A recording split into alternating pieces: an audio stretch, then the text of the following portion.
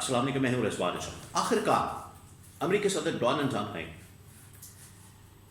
وہ ڈیمانڈ کر دی ہے، وہ مطالبہ سامنے رکھ دیا ہے پاکستان کی گورنمنٹ کے سامنے، اسٹیبلشمنٹ کے سامنے، جو کسی اسٹیج کے اوپر ڈونلڈ ٹرمپ کے ساتھ وعدہ کیا گیا، پرومس کیا گیا۔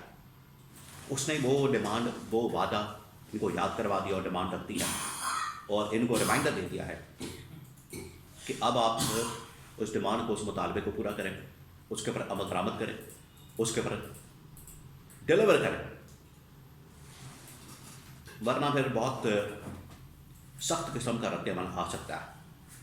اور ڈونلڈ ٹرمپ آپ کو بتائے وہ کس قسم کا آدمی ہے، وہ پل میں تولا پل میں ماشا، اس کا یہ حساب ہے، یعنی کسی وقت بھی بدل سکتا ہے، کسی وقت بھی ادھر سے ادھر ہو سکتا ہے۔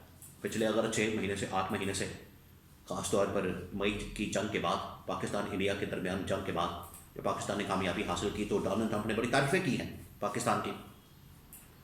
پاکستان بھی ان کی بڑی تعریفیں کر رہا ہے۔ شرم الشیخ کے اندر شہباز شریف کی جو تعریفوں کا پل باندھنا وہ آپ کے سامنے ہے، کیسے اس نے تعریفیں کی، کیسے وہاں پر، لیکن بیہائنڈ دا ڈور، بند کمروں کے اندر جو باتیں کیے گئے ہیں وہ اب سامنے آ رہے ہیں۔ ان سے اندازہ ہو رہا ہے کہ اب پاکستان نے جو وعدے کیے ہیں ان کو ڈیلیور کرنے کا وقت آ گیا۔ وعدے کس کے متعلق؟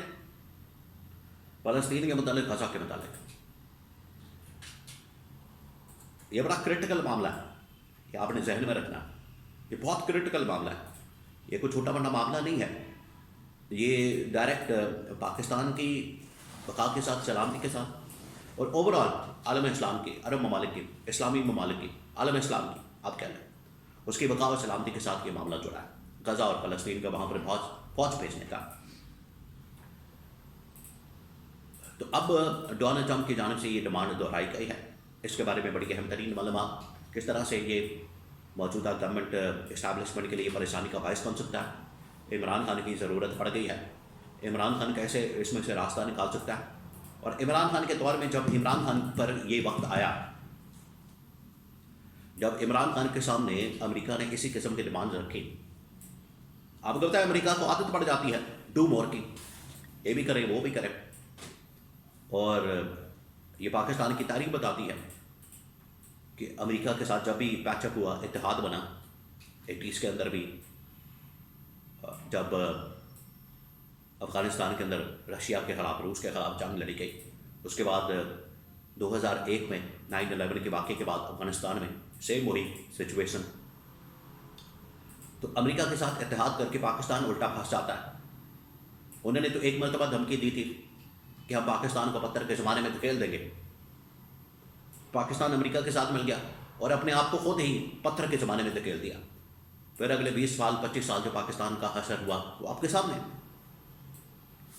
تو اب یہ جو غزہ اور فوج کا معاملہ ہے یہ بڑا کریٹیکل، یہ تاریخ کی مثالیں دینا اس لیے ضروری ہے تاکہ آپ کو سمجھ آ سکے، انڈرسٹینڈنگ ہو سکے کہ غزہ اور فلسطین کے اندر فوج بھیجنا، یہ اس کا امپیکٹ کیسا ہو سکتا ہے۔ آپ افغانستان کا جب بھی محاذ گرم کیا گیا، وہاں پر جب بھی جنگیں لڑی گئی تو اس کا امپیکٹ آپ دیکھ سکے ہیں کیا ہوا پاکستان کا۔ تو اب ڈونلڈ ٹرمپ کی جانب سے ڈیمانڈ کیا کی جا رہی ہے اور اس کے اوپر پاکستان کیا کر سکتا ہے، آپشن کیا ہے، یہ میں آپ کو بتاتا ہوں۔ اینڈ پر میں آپ کو بتاتا ہوں کہ جب عمران خان کے دور میں ایسی سچویشن بنی تو عمران خان نے کیا کیا۔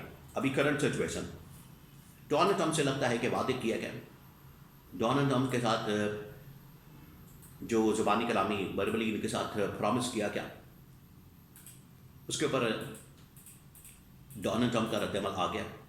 ڈونلڈ ٹرمپ نے کہا کہ وہ جو وعدے مجھ سے کیے گئے غزہ فوج بھیجنے کے حوالے سے، فلسطین فوج بھیجنے کے حوالے سے، وہ پورا کیا جائے۔ اب کھل کے سامنے آ گیا، اس نے کہا یہ عالم اسلام نے میرے ساتھ وعدہ کیا، اسلامی ممالک نے، جس میں 8 ممالک ہیں، جس میں پاکستان بھی ہے، انڈونیشیا، ملیشیا، UAE، یہ اس کے بعد لیبیا اور مصر، یہ ممالک، جب نے کہا کہ ہم کیوں ان کے خلاف لڑیں، حماس کے خلاف یا فلسطین کے خلاف، آپ لڑیں، آپ جائیں، آپ جانیں، ان کو جا کے ڈسارم کریں، ان کو سرنڈر کریں، ان کو ہتھیار ڈالنے پر مجبور کریں، کچھ کریں۔ ٹرمپ نے کہا ہم نہیں لڑیں گے۔ اسرائیل بھی پیچھے ہٹ گیا اور امریکہ بھی پیچھے ہٹ گیا، انہوں نے کہا کہ آپ جا کے لڑیں، ورنہ پھر ہم لڑیں گے، پھر ہم نہیں چھوڑیں گے.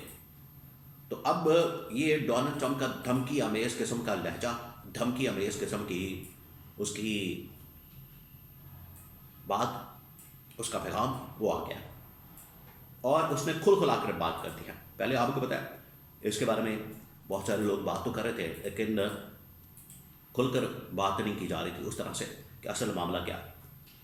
لوگوں کو پتہ تھا، لیکن اب ٹرمپ نے کھل کر بات کر دی کہ آپ نے جانا ہے ڈسارم کرنا ہے اس کو، حماس کو، فلسطینی تنظیم کو، ہم نے نہیں کرنا، آپ جانے. تو ٹرمپ اور امریکہ اور اسرائیل کیا کرنا چاہ رہا ہے، وہ پاکستان کو یا آپ کہہ لیں کہ عالم اسلام کو، اسلامی ممالک کو آپس میں لڑوانا چاہتے ہیں. تو امریکہ اسرائیل سمجھتے ہیں کہ اسلامی ممالک شاید پاگل ان کی باتوں میں آ جائیں گے. اس وقت یہ ویسے اس وقت ہی سوچنا چاہیے تھا کہ پاکستان کو اس میں نہیں جانا چاہیے تھا. یہ آپ ایک بات ذہن میں رکھیں، پاکستان کو اس وقت ہی انکار کر دینا چاہیے تھا کہ ہم اس معاملے میں نہیں پڑیں گے. بعد میں آ کے جب آپ نے پہلے وعدہ کر لیا، آپ نے ان کے ساتھ پہلے طے کر لیا، آپ ان کے ساتھ پہلے مکمکہ کر کے آگے آج آپ کو یاد آیا کہ یہ بڑا خطرناک ہے. تو اس وقت ہی ان کو سوچنا چاہیے تھا کہ ہم نے نہیں جانا اس معاملے میں، ہم نے نہیں پڑھنا، ورنہ یہ ہمارے کانٹے فٹ ہو جائے گا. آج دیکھیں پاکستان اس سچویشن میں آ گیا، ہاں نہیں کر رہا، نہ بھی نہیں کر رہا، تو پھنسا ہوا. پاکستان کی عوام کا پریشر موجود ہے، پبلک کا، پالیسی کا، ریاست کا، اداروں کا. اور پھر فلسطین کے اندر جا کے لڑنا، آپ کا پورا نظریہ، آپ کا پورا بیانیہ، آپ کی پوری سوچ، آپ جس گراؤنڈ کے اوپر کھڑے ہیں پوری پاکستان کی ریاست نظریاتی طور پر، وہ گراؤنڈ ہی گر جائے گی، وہ عمارت ہی گر جائے گی، وہ گراؤنڈ ہی فارغ ہو جائے گی.